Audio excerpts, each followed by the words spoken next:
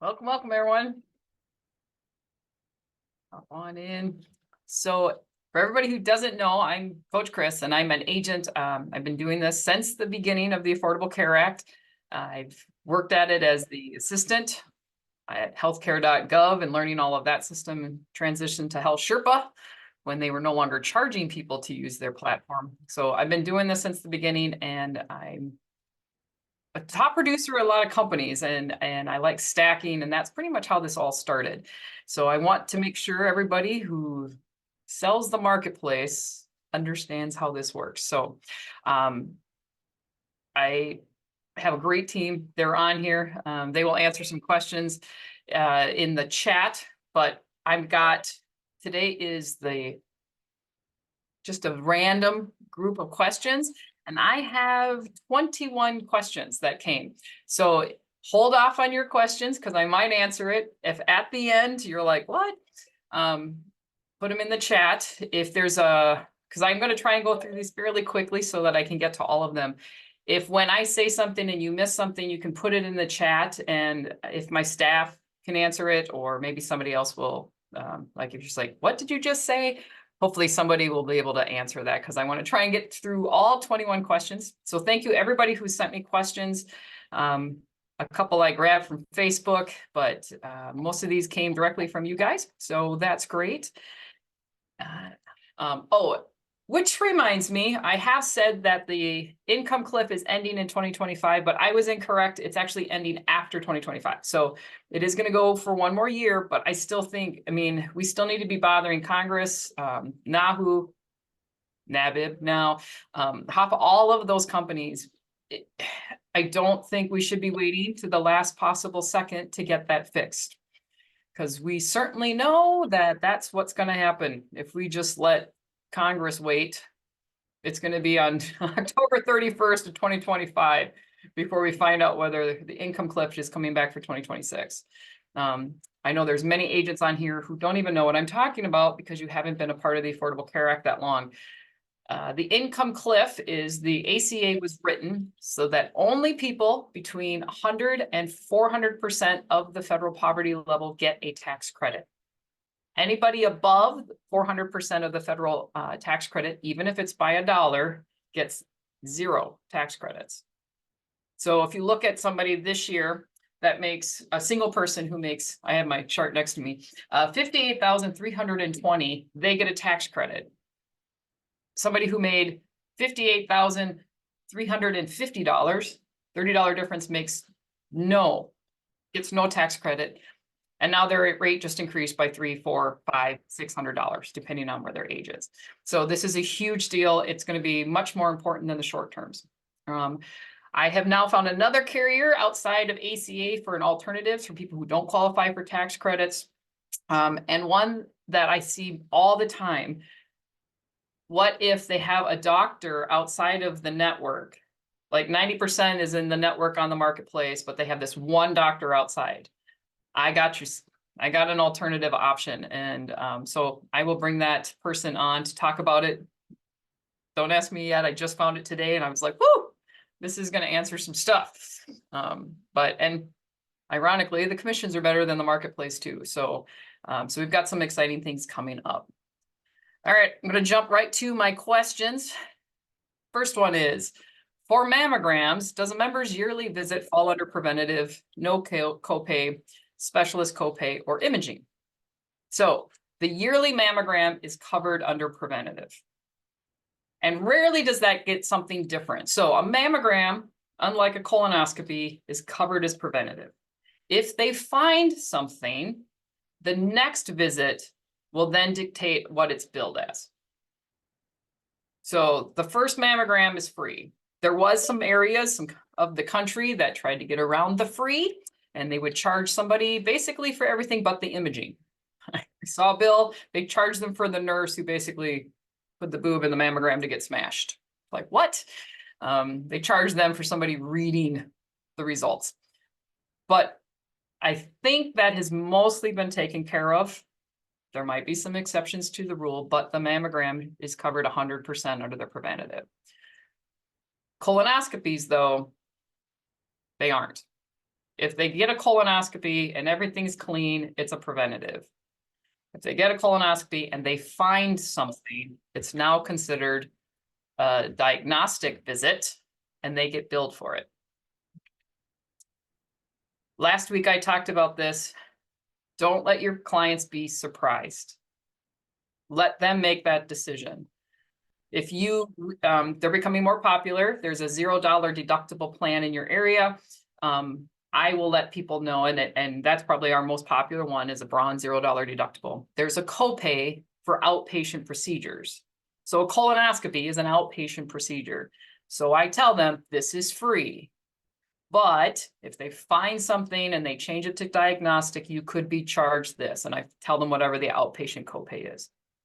So that is definitely kind of, I think they need to have that decision, the ability to make that decision before they show up on the colonoscopy table and wake up and they have a $5,000 bill. So that's how that is. And Jill, to answer your question on who we can get to write our representatives, I'm hoping to get NABIB to do it because they actually are really good at setting up a system that you just click a button and the letter's there. So I'm heading to Chicago next month to specifically talk to them about this to get that done. So I'm hoping, and then we'll be sending that out to everybody. All right, infusions, is that under a lab? Usually it's billed as a specialty. And the Medicare people can correct me on this, but I know enough about Medicare to be dangerous and know that I don't want to sell Medicare. But if somebody has an infusion or even an expensive medication that they could do at their home, we tell them not to do it at their home. If they do it at the doctor's office, it's not billed as a drug. It's not billed under the prescription.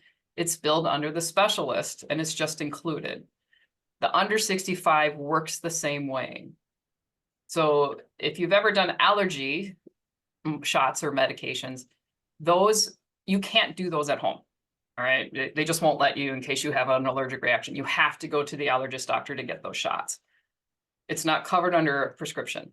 It's covered under the specialty copay. So if somebody's got an expensive infusion, it's usually listed as a specialty. There might be an exception out there, but usually that's how I've seen it because the specialist is the one who's helping. So if it's done at the doctor's office, it's part of that section on Medicare, and same with the ACA.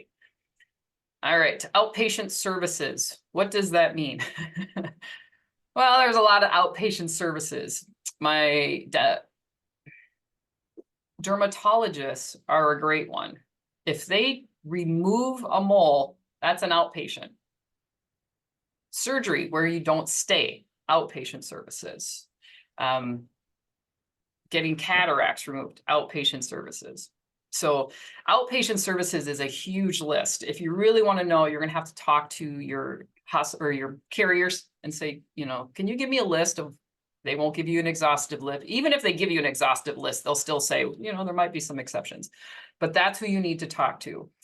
Outpatient services are usually when it's not just a doctor visit, it's if they do something. So a colonoscopy is an outpatient service. It's not your typical visit at the doctor. That's where that's considered. What about specialty meds that are required, but you can't find it on the drug formulary? We're seeing this more and more and more, right? I know you probably have all run into some odd specialty med you've never even heard of, and you look at it and it's not on anybody's formula, and the person's going, but I have to have this.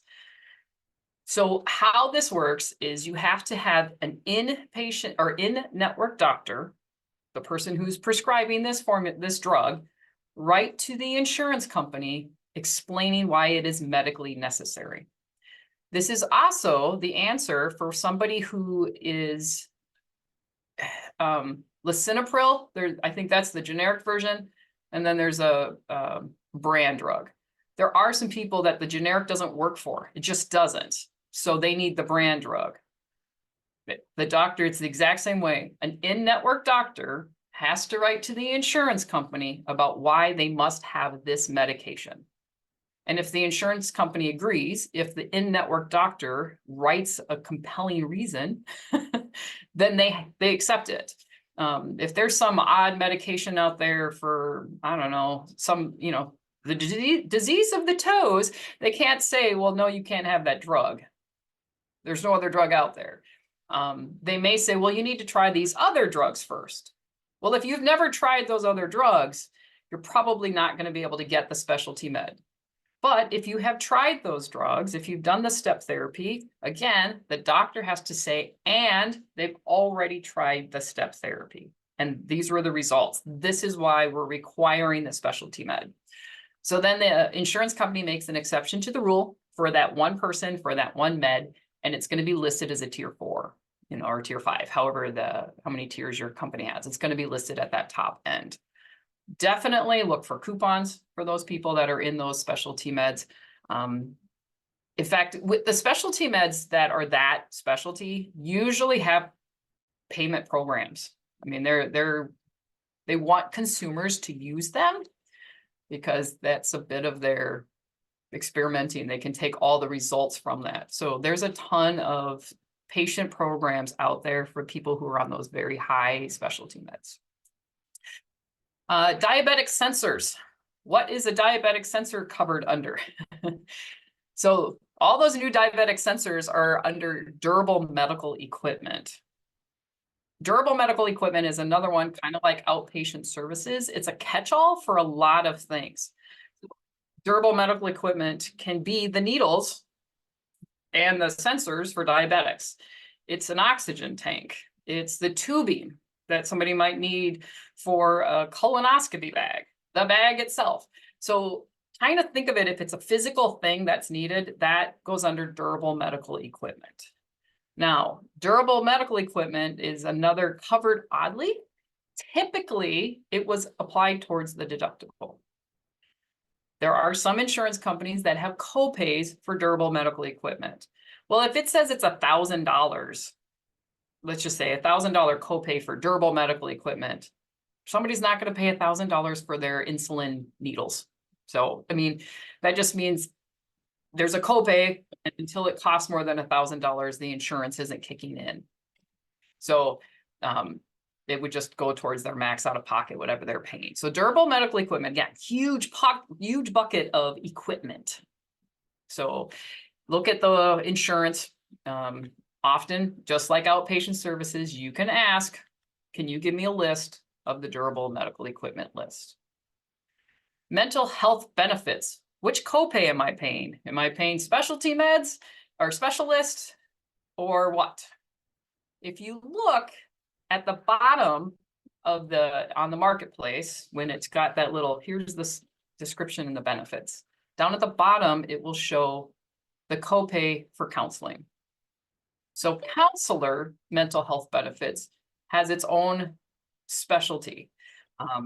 It will also say mental health outpatient, but they're usually in alignment. So if you see outpatient, it's usually the same. Outpatient for mental health is also usually the same as just outpatient. I haven't seen them different. They certainly could be. Typically, chiropractors, mental health copays for counseling, and primary care doctors are the same copay. Usually. There are exceptions to the rule, because there's always an exception to the rule, but most of the time mental health benefits are a copay, unless it's an HSA. There's no copays in HSAs, but it's going to be listed. So I don't know why it's just not near the top, but it's usually near the bottom on Health Sherpa when you look at the summary of kind of the benefits. It will also be on the summary of benefits. So yes, so that is considered its own copay. It's not a specialist. Now, if you see a person for medication, that's usually as a specialist, but you don't see them consistently. That is once every 3 months, 6 months, sometimes once a year, once somebody has a medication that's good. So that one is usually billed as a specialist, different than counseling. Why do some carriers have third-party administering their benefits? Well, it's just like, why does United Healthcare outsource their call center? It's cheaper. And there's companies like Allied Benefits, that's all they do is administer benefits. You usually see this more in group than you do with individual side, but that's what it is. I mean, Allied, heck, I have Allied as the third-party administrator for like 4 different carriers. So there's a company that has 100 employees and they're the insurance company and they come up with all the plans, but they don't want to have to hire another 1,000 people just to handle all the paperwork coming from the insurance, from the doctors and the bills and who do I send out? They hand it off to Allied, who's set up to do that. It is confusing sometimes to somebody who's like, well, it says my health insurance is, ABC company, but all the mail I get is from Allied. You just tell them, yep, Allied's just handling all the paperwork, but ABC company is your insurance company. So, but it's cheaper, and supposedly in theory, that makes the rates less expensive. So here's a longer one. How and why do you stack on ACA plans? I just saw this, actually, Andy, the president from the North American, was just at a master class in Minneapolis, I think yesterday. And the number one still has gone up significantly. The number one debt in our country for bankruptcy is medical debt. And they love to say, well, it's gone up because of the Affordable Care Act, blah, blah, blah. I'm like, yeah, more people are on health insurance than they ever have been, first of all. The ACA has been around for 10 years, so I don't know how they can say it wouldn't have been had we not had the ACA. But the marketplace, as you all know, that max out of pocket just keeps going up. In 2014, when this started, the max out of pocket was $5,000. This year, it's over $9,000. Within 3 years, if they keep doing this, we're going to have a max out of pocket of $10,000. That's insane. Most people cannot afford $10,000 of medical debt. Most people can't afford $1,000. This is the average. They come out with these statistics all the time. Medical inflation, the cost of medical has gone, the inflation of that is way above people's cost of living inflation. So I stack to protect people. I don't have $10,000. If somebody's diagnosed with cancer, has a stroke, has a heart attack, they're instantly going to pay the max out of pocket. The 3 big ones, right? Heart attack, cancer, stroke. They're instantly going to pay that $9,450, whatever it is. So if I say for $30 a month, you can get a $10,000 critical illness policy, they can afford $32 a month. They can't afford $10,000. Accident policies, those are cheap. If they have a massive accident and they're going to have surgery, or they end up in the ER where their copay is $1,200, hey, for $32 a month, would you like an accident policy that will pay all of that? Yep. I don't want you to ever be a used car salesman, right? Though last time I got my car, I didn't have that. I don't see that as much, but we all know that in our head. Oh, great. They're going to think I'm trying to sell them all of this stuff. But you don't have to pressure them. You just have to tell them. They don't know this exists. And if you've been doing this for any length of time, you know somebody who's reached their max out of pocket. It's not unusual. Now, the majority don't, thank goodness. I mean, if the majority of people reach their max out of pocket, the rates would be even worse than they are right now. But you all know somebody. You have somebody in your family who's had this. You know a friend who's had cancer. Offering them, telling them what their options are, isn't a used car salesman. If they say, no, I'm good, you can go, okay, done. But if you show them, I know a couple of my guys, their big one is to show that ER copay that we have in those bronze plans. Those bronze plans are great premium, but then you're like, woo, the insurance isn't kicking in until you've paid $1,200 when you go to the ER. That will stop somebody from going to the ER. I mean, they won't go. And then they do go, and they're, the purpose of insurance is not to have people not go. So Offering layers is so that people can feel comfortable going. So there's gap insurance, there's accident coverage. On previous years in the past, last year, I have a whole thing about what you can stack. If there's an interest, I will be happy to do it again. I like stacking. I like offering. Just offer it.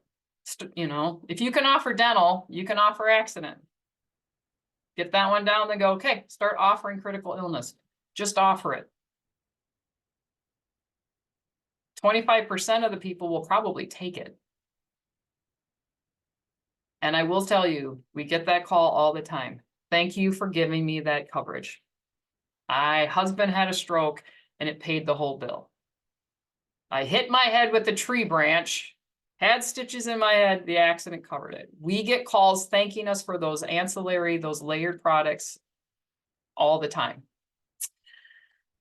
And then, all right, somebody said, how do I start the sales process? So I asked them, how can I help you today? What is it you need? And then I just let them talk. When you sell the Affordable Care Act, you know what the answer is. They need insurance, right? I mean, we know 100% they're in our office because they need insurance. Sometimes they don't. Sometimes they want advice on their premium from their company.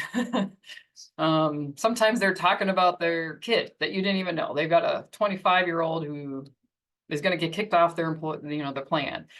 So I always ask them, how can I help you? And I had to learn that. And I also had to learn to let them speak it all out, whatever it is they want to tell me. And sometimes you find out things you didn't know because you're letting them tell.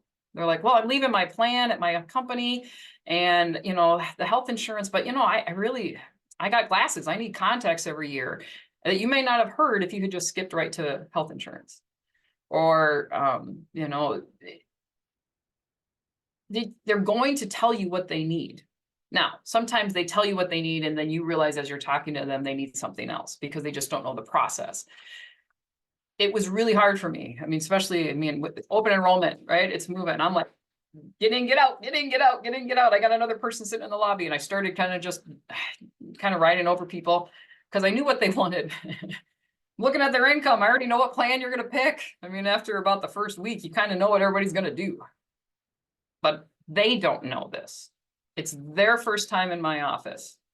They don't know that I've already talked to 100 people in very similar situations, right? They want to tell me. So just take that 5 minutes at the beginning saying, how can I help you? And then let them tell you what they need so they get it off their chest. Because I think a lot of times they're too busy in their head. There's this thing they want to tell you. And until they tell you, they're not going to hear what you're saying anyways. And then, depending on what it is, usually it's the marketplace, I start explaining how the marketplace works, how the tax credit works, how their income works. I want to say that at the beginning so that it sticks a little bit more, because I think sometimes by the end of the meeting, they start to forget stuff because there's so much. So that's how I start mine. And I would say, I don't know, they can tell me themselves how the staff, I think that's how most of them do it too. All right, how do I know when it's time to hire an assistant? This person said, for example, I've been doing it for about a year and I have 250 clients, mostly ACA, and managing that has just kept me from prospecting. And this person has a nursing job 3 days a week too, so that doesn't really help. I had another person who's going, oh, should I do a virtual assistant? I'm overwhelmed. There isn't a magic number of when you should hire somebody. But if you are spending more time doing administrative things, answering the phone, setting appointments, doing really simple customer service calls, you're spending more time doing that and not bringing in new business, it's probably time to hire an assistant. Now, there's virtual assistants out there. How those work are pretty interesting. My accountant has one. Now, she lives in Georgia. He lives in Texas. They're not in the same, but she's on it. She's pretty much on every email with him. And whenever we're having a Zoom meeting, she's usually on taking notes, and she's been great. So virtual assistants, there's a lot of them that are outsourced overseas. So it's somebody who can go through your emails, maybe can take phone calls. So you can kind of pick what you want. you can hire your own virtual assistant, but it is nice if you don't, kind of like a temp, you have a different company that will tell you, here's the virtual assistant for you. The first people we hired was a receptionist. That was really what I needed, because I needed somebody to just answer the phones and put things on the calendar. That freed up time for me to make appointments with new people to generate that. So I think it's an assistant first. Now, if you take how much money you're making and break that up by hour, I'm going to throw out some numbers. Let's just say right now you're making around $50 an hour, but you're doing all the administrative stuff. Would you hire somebody at $50 an hour? No. Hire somebody at $15 an hour, treat them well, train them what you need them to do, and now you can start bringing in more clients. So I don't really have a cut and dry. When you have 273 clients, this is when you hire an assistant. For me, I think it was when we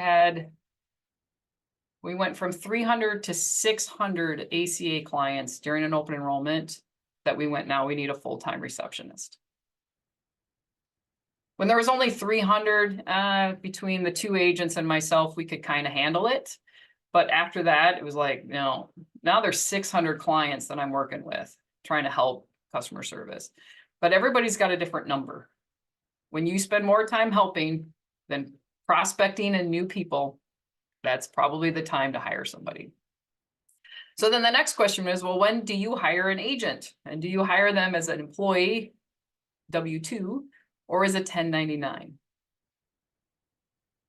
Kind of like the receptionist, when you are now working with so many current clients that you don't have time for new clients, that might be the time to hire an agent.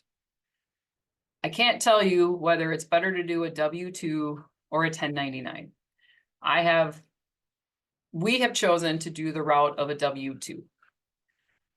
But that also means I'm responsible for overtime, benefits, employee disputes, setting up offices, but then I also get to dictate, here's your hours, here's your time, here's what your pay is. As a 1099, if you hire somebody who's a 1099, you don't get to tell them what to do. That's now become, from the Department of Labor, pretty cut and dry. You are not allowed to tell 1099s what to do. Now, that's up to you what that means. You find somebody who's a go-getter and a hard driver, and yeah, all right. They can still be LOAs. Either ones, a W-2 or a 1099 can still be an LOA. If you hire a 1099, all of the clients can still be under you. And then you just are paying them from that commissions.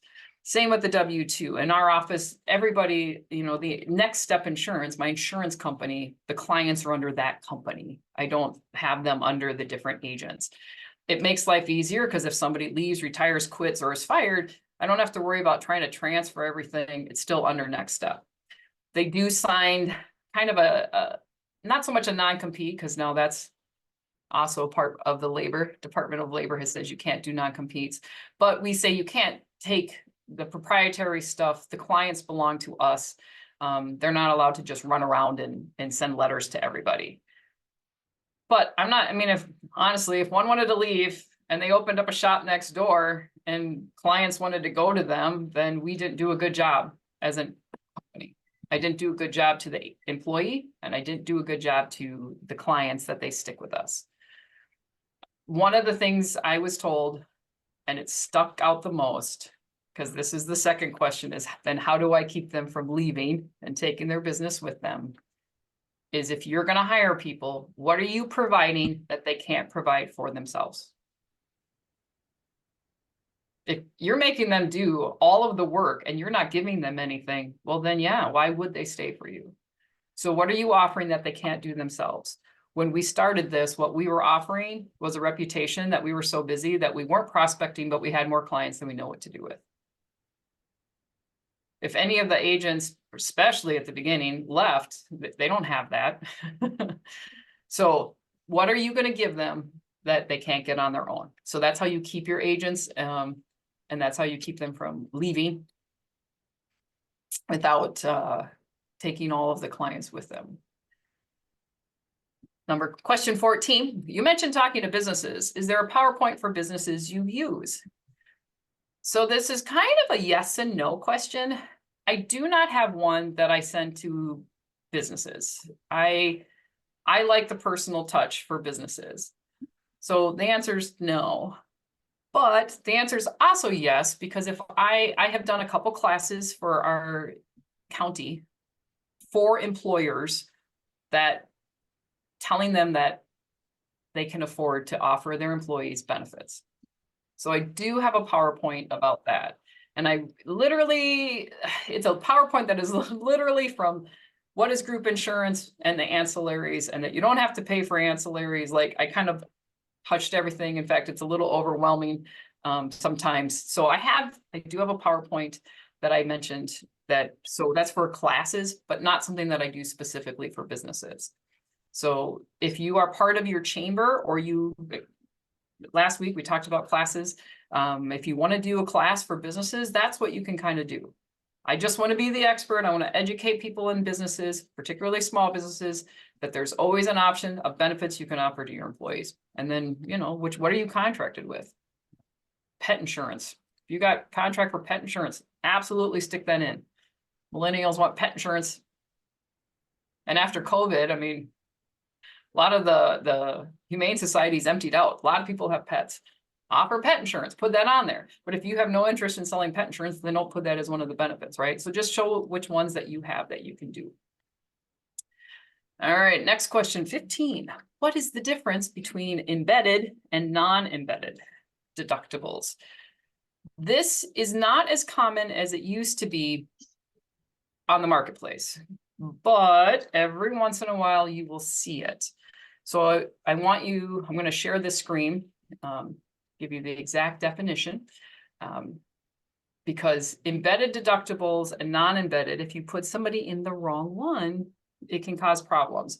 This is often, you will see this on group insurance. I see it on group insurance all the time, and they need to understand what they're being offered. So understanding the types of health insurance deductibles. This was a PowerPoint or a PDF that I found it's kind of nice. So embedded deductibles. If you have a family plan, 2 or more people, there are 2 types of deductibles. The first deductible is called an embedded deductible. So I'm going to blow this up a little bit so you can see it all. There, hopefully that's big enough and you can see it. A single deductible is embedded in the family deductible. So no family member can contribute more than the single amount of the deductible. So here's an example. It'll say 2,000/4,000. So the single person's deductible is 2,000, families is 4,000. The subscriber has over $2,000 in services. That subscriber's deductible is met. The spouse has only had $1,000, so she's still meeting her deductible. So embedded is the most common. So he's able to move to the copays, but the spouse is still in her own section of deductibles. Now, non-embedded is where the second type deductible is a true family deductible. That means that a family can meet the deductible by pooling the deductible expenses. Unlike embedded deductible plans, there's no limit to the amount one member can pay towards the family deductible. So again, single person 2,000, family 4,000. The subscriber, one person, had to reach 4,000 before they get to that co-pays or co-insurance. Even though the spouse and child didn't even use it at all, one person had to get to 4,000. They had to meet the family deductible, not the single deductible. So non-embedded plans kind of suck if you don't understand how this works. Now, if you have 2 people who are super sick and they're going to reach it, both of them are going to reach it either way, I guess it doesn't matter. But this came into play for me in fact, thankfully she's the one who read it. It was somebody who has an HSA because her husband was not healthy. He was going to reach his max out of pocket every year. So they wanted to do an HSA so they could put money in to contribute. And the one that she picked originally had this non-embedded deductible, which was $6,000 versus I think the max out of pocket was $3,000 because she was picking a gold plan.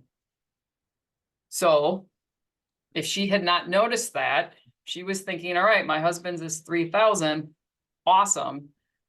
If she had not noticed it was a non-embedded, her husband would have had to pay $6,000, the family deductible. And in that year, I was able to split them.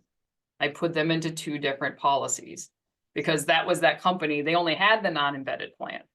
So I put her in a plan and then I put him in the exact same plan, but two separate policies so that they wouldn't have to reach the family deductible to get it met. So that's what the embedded and non-embedded means. And I'm putting the link in the chat for that non-embedded. It will very much say on the scope of appointment if it's embedded or non-embedded. So they're less, you don't see them as much anymore. Even that carrier that I used to work with, Quartz, they finally took it away.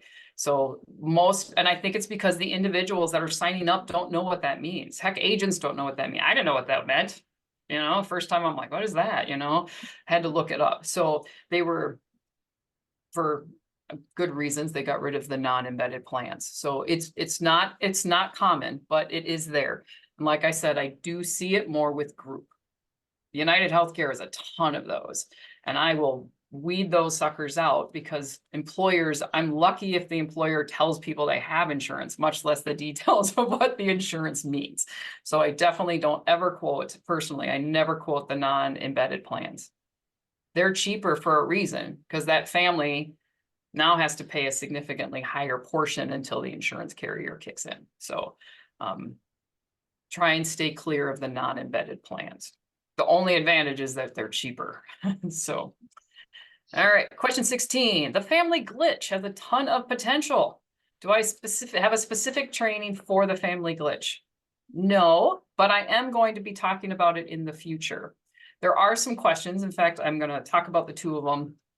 What happens if the employer coverage is deemed unaffordable during the employer's open enrollment, but then the household income increases throughout the year? Do they still qualify? And how does this shake down at tax? Good question. I have no idea how it shakes down at tax time specifically. Tax time, it's the IRS, right? I'm going to tell you my theory and how I believe it would work because of just how it's set up. So, person gets a job, they're offered employer coverage for the family. Let's just say the entire family is affordable, or entire family's, you know, being paid for at the employer, but it's not affordable. So they waive their right to that employer plan and they go on the marketplace. They get a raise.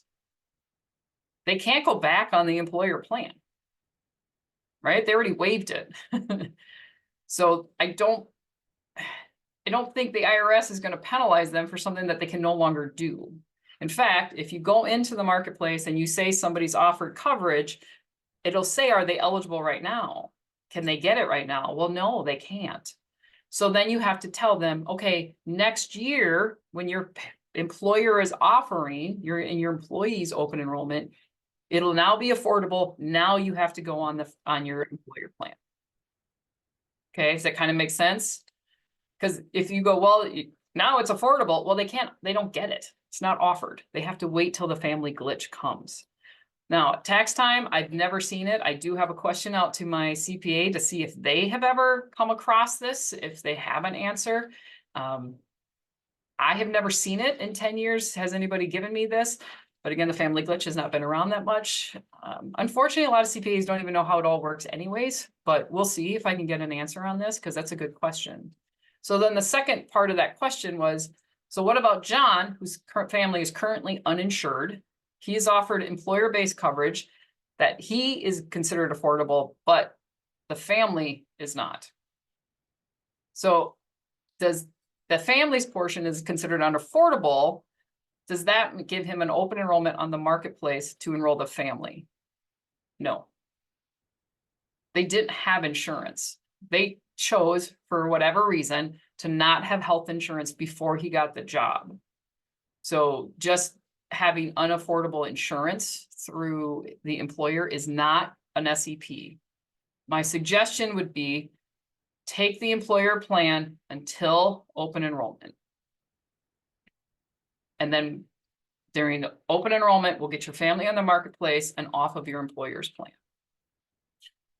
Yes, Rosalind. So how concerned should we be about our clients being caught for not adhering to the family glitch? I will be full disclosure. I know there's a bunch of us on here, but I wasn't enforcing it for a long time. And so far nothing has happened, but I started really paying attention to the family glitch. And I just thought, you know, eventually something's going to happen. My luck, if somebody's luck, I'm going to put them in a bad position. But what are your thoughts on it actually being caught? Yep. So great question. And you're not the only one. They're going to get caught if it's a large employer. Over 50, the employer has to say, here's my list of employees. Here's who I offered it to. Here's what the cost was. Under 50, they're probably not going to get caught. But I'm starting to see more and more requirements, not from the IRS so much as the insurance companies, because I work with groups, up down to lives 20 to 25, where they're asking for them to fill out paperwork. Now, it's not as detailed, but there is a movement, and it's a fiduciary movement, which fiduciary usually thinks of as financial advisors and stuff, but it is also on the health insurance for groups that they have to do this. So if I tell people the risk, go back to no surprises. You're not supposed to be taking this if it's affordable. The risk is the IRS will find out and you will have to pay all of the premium back, the tax credit back. And I let them choose. They're probably not going to get caught if it's under 50, at least not right now. But over 50, they have been. We know some people that have had to pay it back. So, you know, I wouldn't panic. Don't get, sleep over it. Don't lose sleep on it. But during open enrollment, if somebody comes in, and sometimes they don't tell you. I mean, I had an employer who was very honest with us about okay, they're offering me this. It's not affordable for my kid. I'm like, great. So I signed up him for the employer plan. I'm like, all right, you got to go stay with your employer. And the family went on. And then I had another couple come in.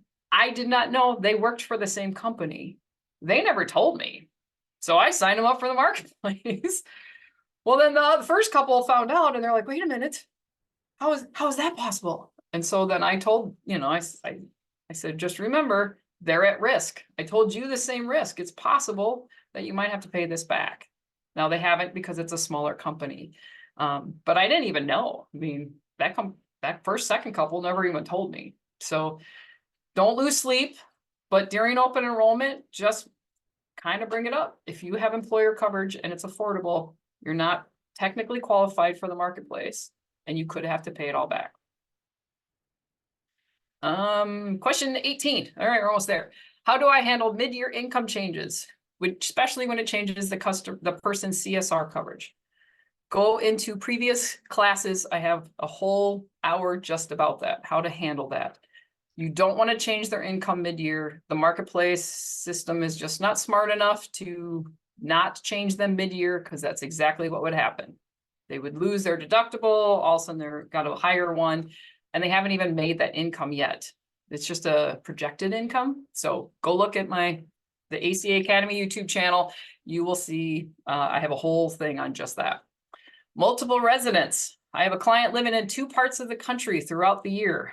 Clients wanting 2 policies in 2 different states. How do we handle this? There's a couple different ways of handling it. One is they get the policy where they're at now. So I live in Wisconsin. We got a lot of people go to Florida or Arizona, right? We sign them up. Some of them do this because they do go to the doctor. We sign them up in Wisconsin when they're in Wisconsin. Then we term the Wisconsin plan and we sign them up in Florida when they're in Florida. And we make them aware that's a different deductible, it's a different max out of pocket. You know, they have to start over if they've used it. Now, most of the time, they either don't use it or it's just some copays. And so they're like, okay. If it's somebody who is got a lot of doctor visits, maybe they are going to reach their deductible or max out of pocket. Then my question is, where do you go to the doctor the most? If you have to have surgery, if you have cancer treatments, are you going to do it in this state or this state? Well, then let's get coverage in that state and understand that when you're out of state, it's only going to cover emergencies, but you're going to have to go back to the other state if you need something major. And then the third option that I just found out this morning is with that plan that I was talking about for an ACA alternative. They have a plan that just covers doctor visits out of the network of the marketplace. So this is a perfect layering for somebody who's in, you know, Florida, but also has a few doctors in Arizona or California or whatever. So stay tuned. We'll talk about that, but then they could go see a regular doctor. You can also tell them, pay cash. If you're in Florida for 4 months, just stick with the Wisconsin insurance and it'll cover you for ER when you're in Florida. And if there's one doctor you just need to see, pay cash. It's cheaper than switching and cheaper than starting over with a new deductible. So that's kind of your multiple ways of trying. I leave it up to them to decide how they want to do it. Pros and cons of each one. I don't think I've ever had anybody mad that I didn't just sign them up for something that went both ways. You just got to tell them this is just how the system works. Question number 21, last one. Or no, sorry, 20. How do I work from home, sign them up virtually, and still be compliant? Actually, working from home might be the easiest. Record your phone calls, record your Zoom messages, and then ask their permission, you know? As I have shown before on my Form Doctor website, if you go to formdoctordr.com, there is a great virtual way. You can send them the attestations, you can send them consent. But if you're on the phone and or Zoom, just ask them, say, do I have your consent to do your application? And they're going to say yes over the phone, record it, put it with your CRM. If you're on Zoom, keep those. So just record everything and you'll be fine. And last question, what ways do I touch my clients throughout the year? What do I do? Do I send them emails, reminders, texts, etc.? I touch them on, we have birthday cards that go out for a long time. I hand wrote them. Thank you. Thank you. I just sit at home in front of the TV. Happy birthday, Bob. Happy birthday, Susie. I send them out thank you cards. So every new client gets a thank you card from us. It's just a postcard. We have a stack of them and they just get sent out every, you know, about a month after they've signed up. We also send out for renewals, emails, phone blasts, text messages. So they can't say, there'll still be somebody, we had somebody who's like, you never contacted me. Yes, we did.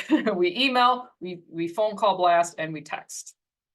Texting is still the fastest and most responsive. Emails are kind of, people just don't open emails anymore. I still do it because there are those who do. And then we send out sympathy cards. We send out get well cards. We send out yay, baby is born cards. So if a client's calling you to tell you that they're adding a baby, send them a congrats, you have a baby card. If somebody calls you to say, you know, my husband just went to the hospital, how is this working? Send out get well card. So we have a stack of cards in our office. And we send those out every time somebody comes through with that sort of thing. Right next door to me, a couple, 2 doors down, is a Lemons of Love. So you can look up Lemons of Love. They specialize in cancer care packages.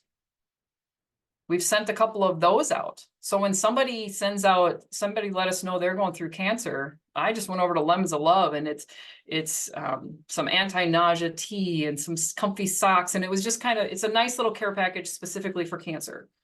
And I got the nicest card back from her telling me, thank you for seeing her as a person and not as somebody who has cancer.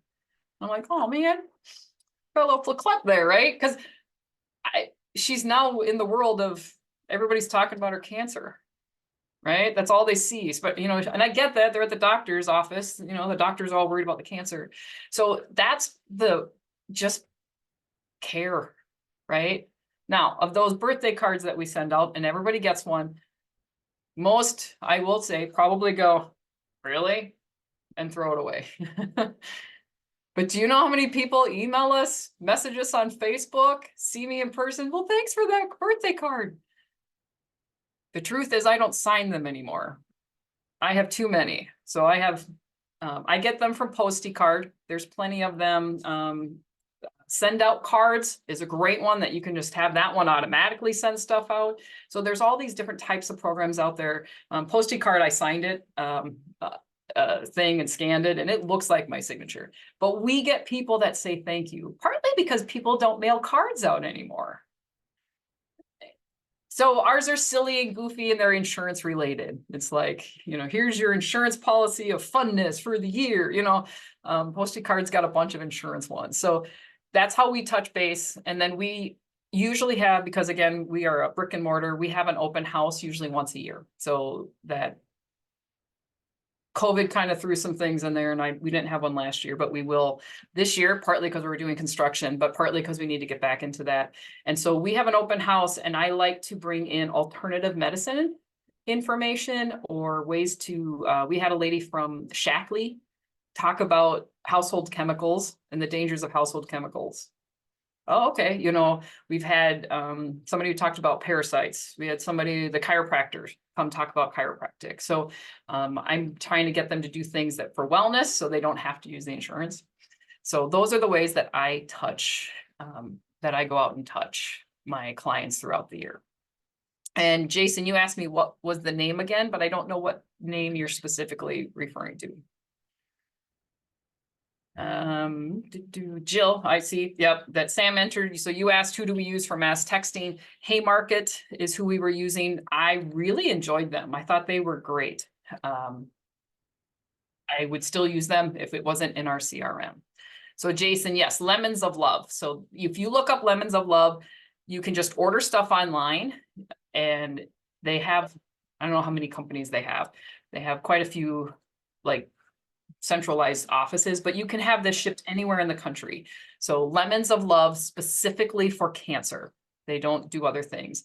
But cards are great. I mean, I like it if I mean, we've had people, you know, oh, you sent me a birthday card. Yay. Oh, you sent me a card because I had a baby. You know, if there's a reason to reach out to them, just do it. You can get you know, go buy a pack of just different cards and have them just sitting on your desk and just do it right away. So what is my YouTube channel? It is aca-academy.com. That is where all the previous information is. I send that out when I do the recordings and get those out to you. I know I'm not always the fastest, usually because it's amazing how life takes over. But I will send those out. But if you are looking for all the previous ones, I have it divided into two different years. One is this year, 2024. And then I have all of the ones I did last year in its own list as well for 2023. So aca-academy.com will get you to my YouTube channel. And I've got lots of stuff on there. If you want more deep dives, I also have a class that I can send you information on that you can buy. That's a much more deep dive, significantly more deep dive. So that's that aca-academy.freshlearn.com/courses. So those are some ways to learn more. There's the Academy. If anybody has questions on that, reach out to me. I do have a 50% off coupon that I'm happy to share. And I will be updating that in the next 2 weeks to have some stuff for 24 and 25 in there. Comes with everything, documents, resources, things like that. Was there any questions that I don't want to go through it because I know some people were answering. Is there any that I missed? Any last minute ones that you can think of in the next, 3 minutes? All right. Thank you all so much for jumping in. I'm excited for the next 2 weeks.